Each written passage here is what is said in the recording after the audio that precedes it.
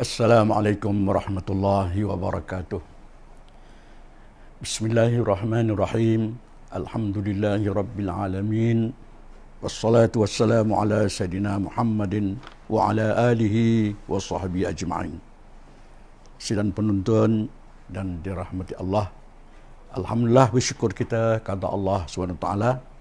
Pada kali ini dapat kita bertemu lagi dalam info bagi saya sebagai siri yang keempat. Dan pada hari ini kita akan membicarakan satu tajuk, Fadilat Infak Waqaf. Sidang penonton sekalian, kita sedia maklum bahawa amalan waqaf mempunyai keistimewaan yang tersendiri. Waqaf mampu menanam nilai sedia berkorban dan memupuk budaya bantu-membantu bagi golongan yang berada untuk membangunkan sesuatu masyarakat. Menurut tafsir, sebenarnya perkataan waqaf tidak ada di dalam Al-Quran. Seperti perkataan zakat yang banyak disebut, aqimus shalah wa atuz zakah, sedekah, innamas sadaqat. Tetapi perkataan waqaf tidak ada dalam Quran. Namun seruan supaya berwakaf disebut di dalam ayat yang menyuruh kepada kebajikan. Menurut para mufassirin, terdapat 37 ayat di dalam Al-Quran yang mendorong orang-orang yang beriman membuat kebajikan dengan menginfakkan sebagian harta.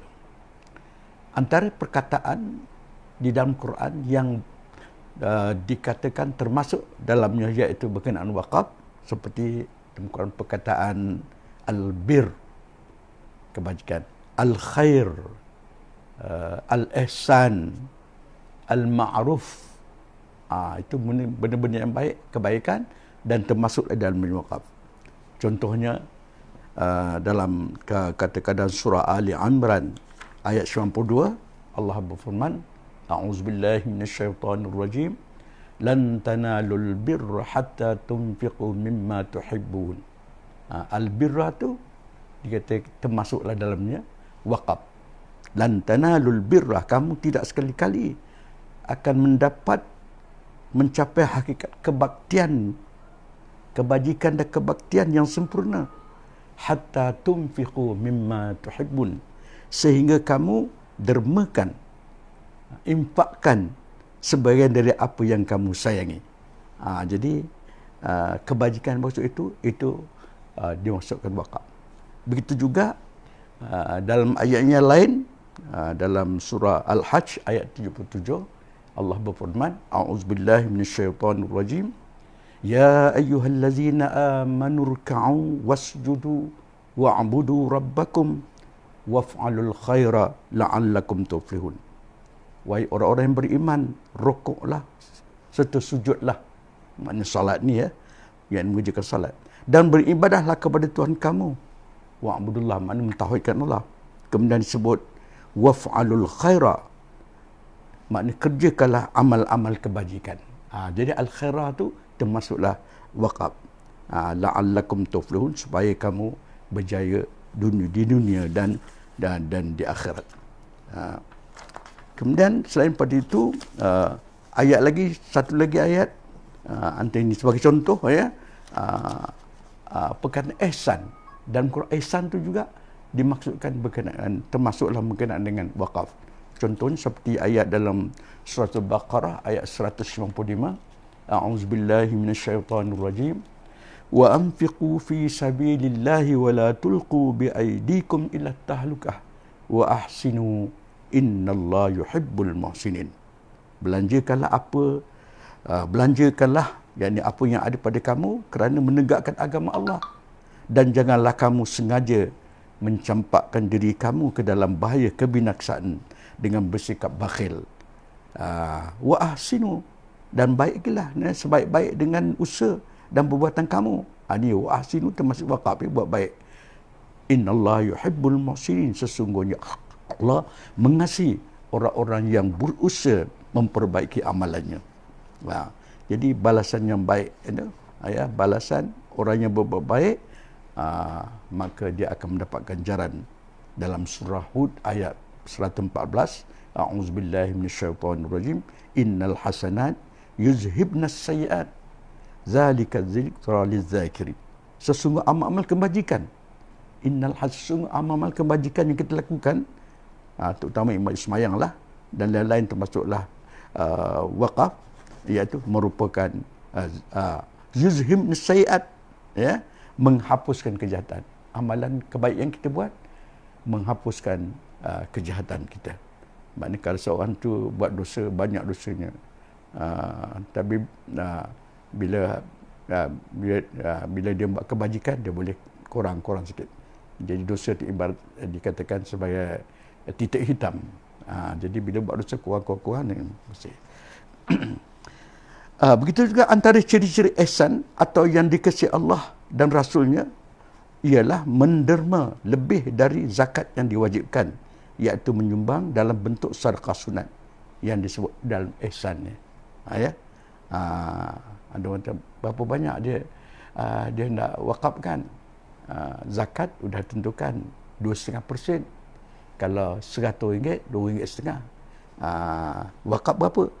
Tapi ada yang menyeru supaya tanda ciri-ciri sifat-sifat ihsan tu, seseorang tu mendermakan lebih daripada zakat yang diwajibkan. 2,5% mungkin dia lebih 3% ke. Ya. Kalau Abdul Rahman bin Auf, ya, ikut sejarahnya, bila Nabi minta disumbangkan derma untuk membeli alatan perang, pasal nak perang, dia kata, aku serahkan semua harta aku. Rasulullah, tak boleh. Apa kamu nak makan? Ya. Lepas tu dia kata, aku serahkan separuh. Nabi kata tak mau juga. Kemudian kata, aku serahkan, dia harta banyak ni, Osman, Abdurrahman bin Auf ni. Ya, dia kata aku serahkan 1/3. Nabi pun diam. 1/3 Nabi pun diam. Nabi tak kata ya, Nabi kata maknanya bolehlah. Ya. Kalau kita baca, maknanya orang yang zakat itu dia nak kemudian nak sedekah sunat, anggaran lebih daripada yang dia bagi sebagai zakat tadi. Untuk makluman, suka juga saya bagi pihak PWS mengucapkan terima kasih kepada semua penonton siaran ini, kerana akhir-akhir ini, tiap-tiap hari kita menerima email menyatakan bahawa wakaf, ya, sumbangan wakaf melalui email, boleh katakan tiap-tiap hari lah. Alhamdulillah. Kita mengucap terima kasih dan kita mohon kepada Allah Subhanahu Wa Taala supaya memberi ganjaran, ya, pahala kepada mereka yang buat kemudian, ya. Juga tabung masjid, ya. Dulu kita ada buat tabung masjid sebelum Covid, ya. Sekarang dulu masa tidak dia hadkan 6 orang sembahyang kan macam sekarang ni, ya. Masa dulu, ya, kita ada letakkan 30, mulanya 37 tabung, 37 masjid dan surau, ya, yang terpilih, dan hari dah 43 dah. Dan tujuannya kita letak tabung di masjid tu, tabung wakaf PWS tu, untuk memudahkan, ya, mudah Islam untuk menyumbang wakaf. Alhamdulillah setakat hari ini kita dah dapat 2.3 juta dah kita, duit yang kita terima dah pun kita bagikan untuk bina masjid dan sebagai kegiatan. Baiklah, senang pun tuan sekalian, kita nak menengok bagaimana peranan wakaf ni, ya, kelebihan fadilat wakaf ni, ya, dan sumbangan peranan yang disumbangkannya dalam kerajaan Osmania dulu. Kita tengok, ya, sebagai contoh ni, kerajaan Osmania dia telah membuktikan secara jelas bahawa sistem wakaf mampu membangun dan memperkasakan kerajaannya sebelum dulu, ya. Ketika itu amalan wakaf telah dijadikan sebagai satu amalan dalam pentadbiran, ya, kerajaan Osmania. Sepanjang sejarah Empire Osmania, seluruh kemudahan awam termasuk infrastruktur, kesehatannya, pendidikan, semua dibiayai oleh wakaf. Malah ada kalanya membayar gaji penjawat awam juga dibayar oleh wakaf. Di samping itu, premis-premis perniagaan, pasar-pasar, ladang-ladang, bangunan perkhidmatan kerajaan, polis ke, pejabat pos, polis, pejabat pos dan lain turut dibiayai oleh wakaf. Itu berlaku di kerajaan Osmaniyah. Tapi hari ini tidak ada duit wakaf yang kita terima, taklah kita buat itu. Sebab itu dah tugas kerajaan, ya, kerajaan dah mengadakan prasarana itu semua dah kerajaan buat. Kita tak ada nak mengambil alih tugas kerajaan, ya, dan tapi kita membantu, ya, mana-mana ini. Maka dianggarkan menurut kajian, ya, dianggarkan 3/4 dari harta awam kerajaan Osmaniyah itu adalah harta wakaf. Begitu dah sudah kajian dia dan Sulaiman. Maknanya Sulaiman Zain Osman mempergunakan wakaf ni, ya, untuk membantu, ya, orang-orang yang berkenaan. Dengan itu Empayar Osman kita boleh dianggap, ahli sejarah menganggap bahawa Empayar Osmaniyah, ya, adalah sebagai sebuah tamadun yang berasaskan wakaf. Penuntut sekalian, suka juga kita nak menengok lebih dekat lagi tentang wakaf, peranan wakaf, ya. Menurut Dr. M. Vidal Govos menukilkan dalam makalahnya, dia kata semua rakyat di bawah pemerintahan Khalifah Osmaniyah menerima manfaat dari wakaf, ya. Menurut satu seorang penulis, Yafi Yildiz 96, dia kata institusi wakaf telah memberi sumbangan yang sangat besar dalam pembangunan insan sejak insan itu dilahirkan hinggalah meninggal dunia. Dia kata, saya suka nak bacakan, dia kata insan dilahirkan dalam rumah wakaf. Ini biasa ni, ya. Tidur dalam buaian wakaf, nak menunjukkan wakaf itu berperanannya. Makan minum daripada harta wakaf, membaca buku yang diwakafkan, menerima pendidikan di sekolah wakaf, menerima gaji daripada pentadbiran wakaf, bila meninggal dunia diletakkan dalam keranda wakaf dan dikebumikan di tanah yang diwakafkan. Begitu banyaknya peran wakafnya, ya. Yang kita lihat begitu besarnya peran wakaf di zaman itu, ya. Tapi kita boleh, zaman kita ni mengkali lebih lagi tu lagi. Orang yang meninggal disembayangkan di masjid yang diwakafkan, di atas kapet ketika sembahyang yang diwakafkan, atau dihantar ke kubur dengan van wakaf. Begitulah peranan wakaf, sama orang tu suka atau tidak suka wakaf, tapi wakaf telah memberi peranan, menjalankan peranannya membantu masyarakat, ya, sampai hari ini, ya. Itulah dia, tuan-tuan sekalian. Dengan sebab itu dalam beberapa ada hadis menyebutkan tentang kelebihan wakaf, ya. Itu tadi wakaf maknanya kelebihan dari segi keadaan masyarakat keadaan hari ini. Tapi untuk di hari akhirat, ya, dalam satu hadis, ya, bahawa kita ni memang disuruh untuk membuat amal-amalan kebajikan, ya, amalan kebajikan supaya membantu kita bila meninggal dunia, menghapuskan dosa kita dengan kebajikan itu, ya. Saya nak bacakan satu hadis yang dipetik daripada sebuah kitab, ya. Nama kitab tu Risalah Sabilul Azkar wal I'tibar. Dia sebut dalam, ada satu riwayat mengatakan, dia sebut dalam kitab tu, satu riwayat Rasulullah berkata, dia kata, ummati ummatun marhumah tadkhulu quburaha bi zunubin kal jibal wa takhruju minal quburi wa qad ghufira laha bi istighfaril ahya lil amwat was sadaqat wad du'a wa qira'al Quran. Ini dia makna orang amalan-amalan yang boleh menolong kita, amal-amalan yang boleh menolong seseorang selepas dia meninggal dunia. Maknanya dia kata ummati ummatun marhumah, kata Nabi, umatku adalah umat yang dihormati. Umat Muhammad ni tadkhulu quburha bizunubin kajibal, mereka masuk ke dalam kubur dengan buat dosa-dosa seperti jibal, gunung, seperti bukit, banyaknya dosa. Ya, umatku umat dihormati. Bila dia masuk kubur, dosa masa dia masuk kubur, dosanya dia buat dosa seperti al-jibal, jabal, bukit, ya, jabal bukit. Banyaknya buat dosa masa berkubur.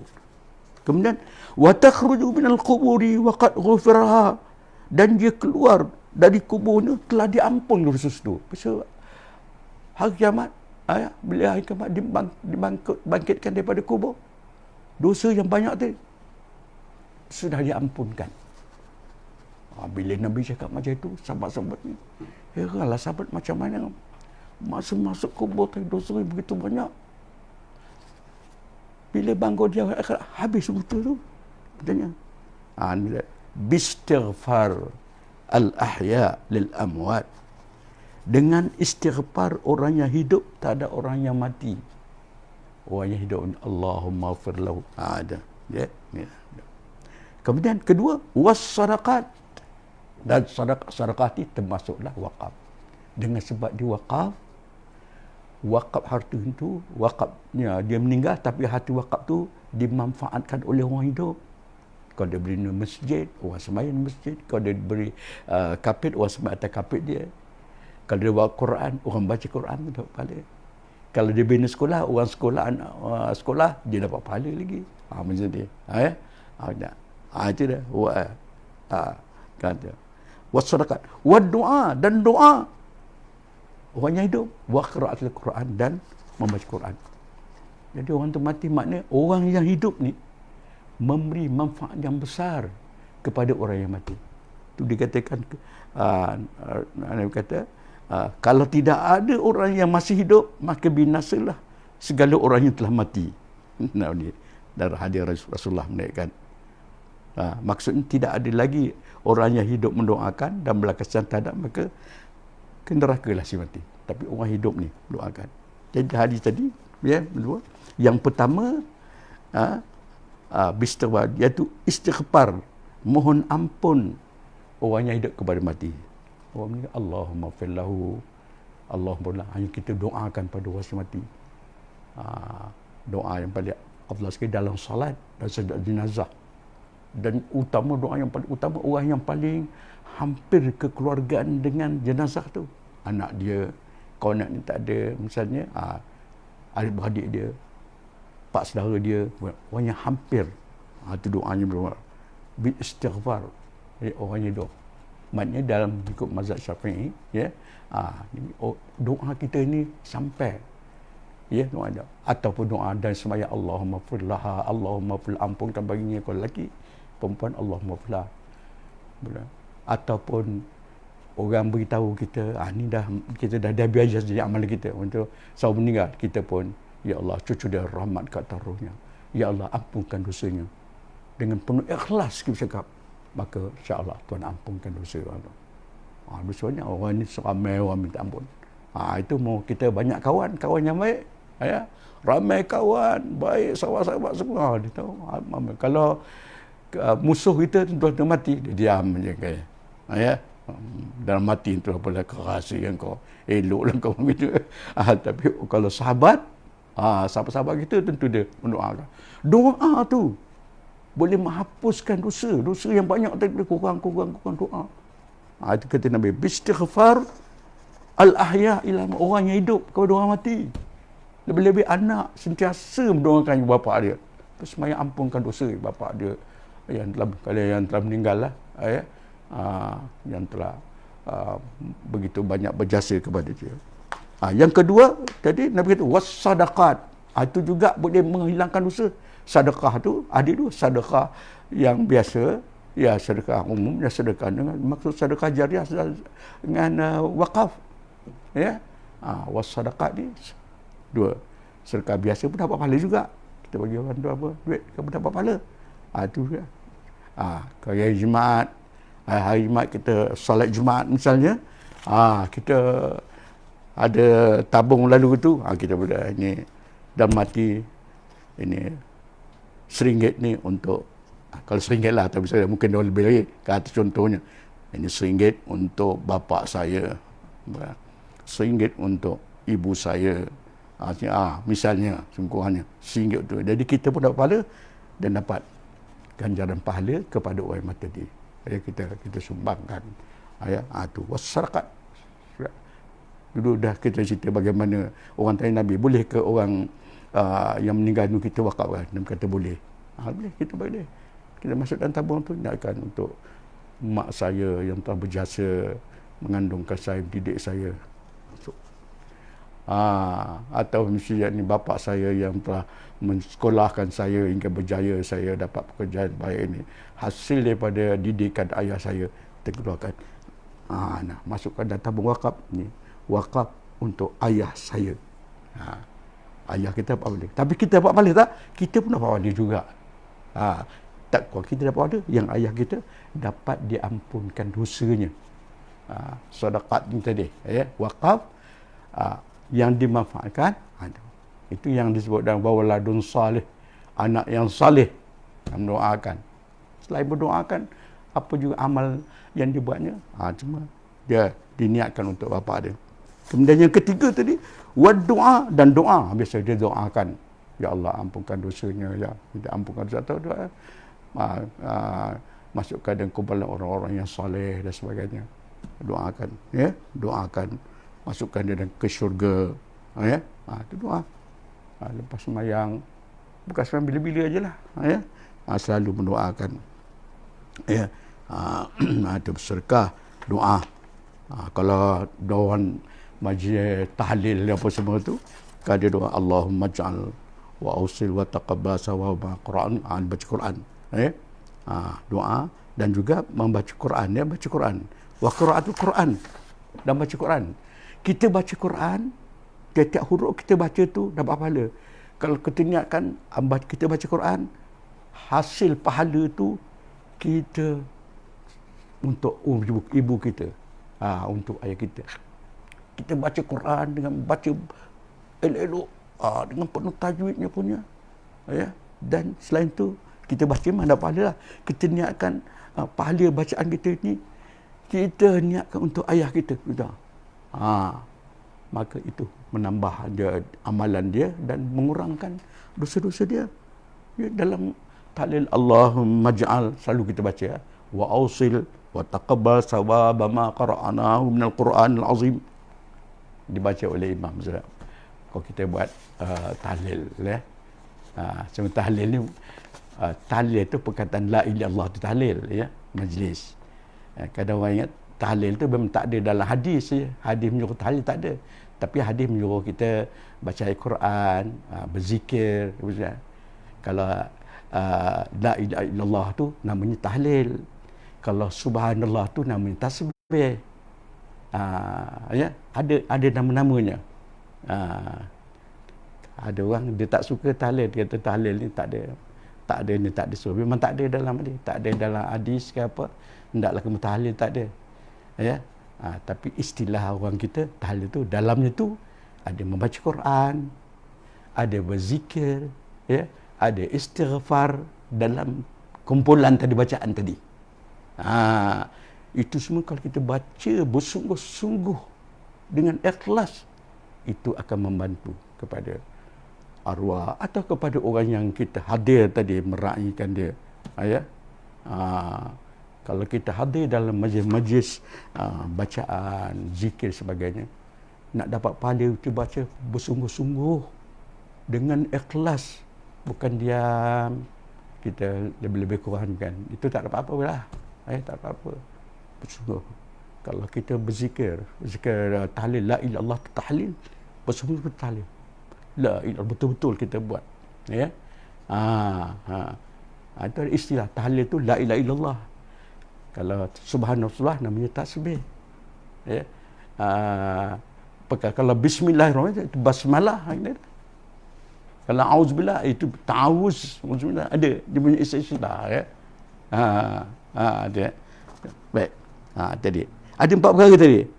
Kemudian mendoakan si mati untuk kita doakan untuk dia masuk syurga dan sebagainya. Itu dalam hadis tadi ada 4 perkara ya. Yang Nabi kata dia mula-mula masuk neraka dengan dosa yang banyak. Masuk kubur dosa banyak. Bila bangun hilang tu. Pertama, minta ampun. Orang hidup minta ampun. Kedua, sedekah. Orang hidup bersedekah bagi pihak dia, termasuk wakaf.